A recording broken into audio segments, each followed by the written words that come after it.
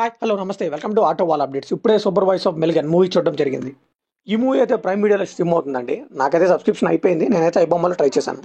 And ఈ movie అయితే తెలుగులో కూడా మనకైతే స్ట్రీమ్ అవుతుంది. మరి ఈ మూవీ ఎలా ఉంది, అసలు వీకెండ్ ట్రై చేసలేదని డెప్త్ రివ్యూలో మాట్లాడుకున్నాం. ఈ మూవీ చూసాక నా ఎక్స్పీరియన్స్ చెప్పాలంటే ఈ మధ్య వచ్చిన రాడ్ మూవీస్తో కంపేర్ చేసి ఈ మూవీ చాలా బాగుందండి.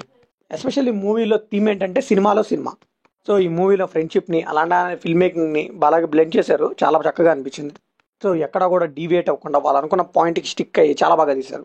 ఈ మూవీ బేసిక్ స్టోరీ అనేది వచ్చేసి ఈ మూవీ అంతా కూడా 1997లో జరుగుతూ ఉంటుంది. సో అప్పుడు ఒక గ్రూప్ ఆఫ్ ఫ్రెండ్స్ కలిపి ఒక సినిమా తీద్దాం అనుకుంటారు.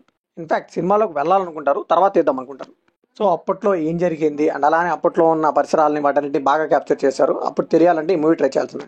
కిమ్ములో పాజిటివ్ విషయానికి వస్తే పర్ఫార్మెన్స్ ఉంది. పర్ఫార్మెన్సెస్ అయితే ప్యాక్ ఆడేశారు. అందరూ కొత్త వాళ్ళు అయినా కానీ చాలా బాగా చేశారు. అండ్ వీళ్ళు తీసుకున్న థీమ్కి ఎక్కడ కూడా డివైడ్ అవ్వకుండా అలా స్టిక్ ఆన్ అయ్యి అలా తీసుకెళ్ళిపోయారు మూవీని. లిటరలీ 1997లో ఆ థియేటర్స్ కానీ, ఆ మూవీస్ వేయటం కానీ, ఆ వీసీఆర్స్ కానీ అవన్నీ చాలా బాగా చూపించారు. నాకైతే ఒకటి నచ్చింది, మ్యాషప్ చేయడం. చార్లీ చాప్లిన్ దాను బ్రూస్లీది ఇలా కట్ చేసి వీసీఆర్లో అదైతే చాలా కొత్తగా అనిపించింది. ఇప్పుడంటే మనం ఈజీగా ఎడిట్ చేస్తున్నాం కానీ ఆ రోజులు అయితే ఇలాగే చేసేవారు అని బాగా చూపించారు.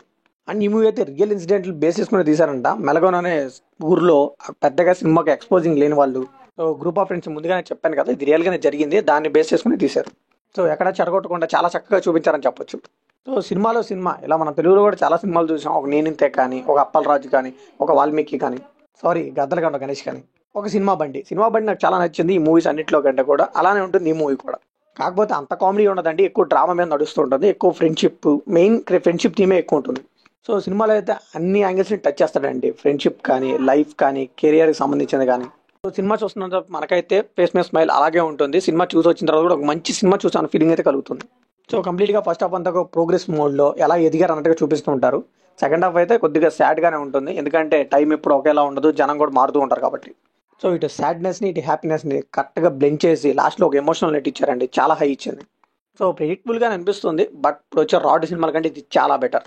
సో ఇంక మూవీలో నాకైతే నెగిటివ్స్ అయితే పెద్దగా కనిపించలేదండి. పర్ఫార్మెన్స్ని ముందుగానే చెప్పాను కదా, కొత్త కుర్రోళ్ళైనా ఎరక్కొట్టి పడేశారు.